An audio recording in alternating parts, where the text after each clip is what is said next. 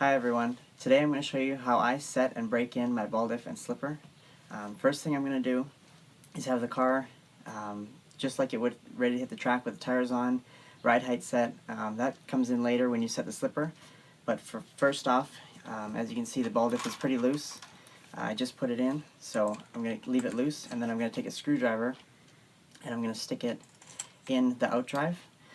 And that just holds this tire from turning, so I can freewheel this one. And I'm going to turn the trim up a little bit until it just starts spinning the tire very slowly. And then I'm going to let it sit there at that speed with that tightness just to start off. Let it sit for about 5 minutes. So now that it's been running for about 5 minutes, I'm going to make my adjustment to tighten it and turn the trim back down. And then I'm going to take the tire off. Depending on which car you run, the screw can be on different sides, but for my car, the screw is on the right side. So I'm going to take my 2mm wrench, and then I'm just going to tighten it just a little bit. You can kind of feel it get tighter. So I'll do that. I'll tighten it that much.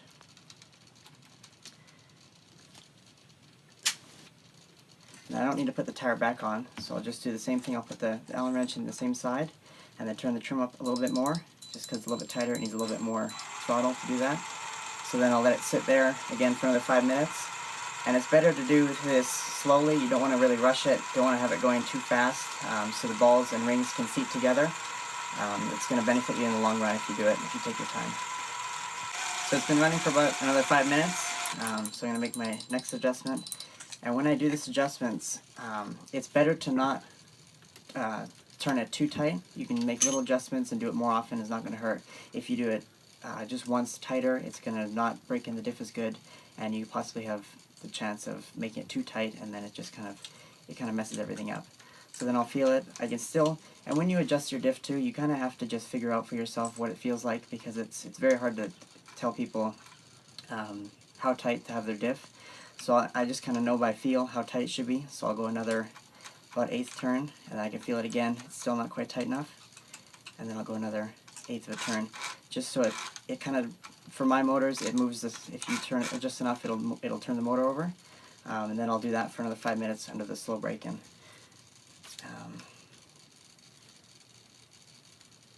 And then even for if you run stock or mod, you have to have your diff tighter or looser.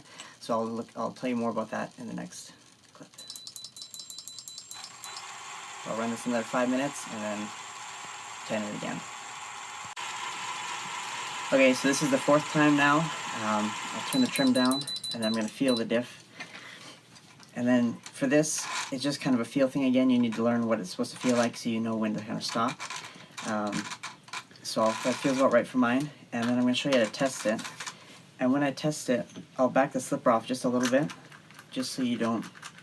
Just because sometimes when the slipper, if it sits for a long time, it'll kind of get stuck, and you kind of need to break it free before you can really test it properly.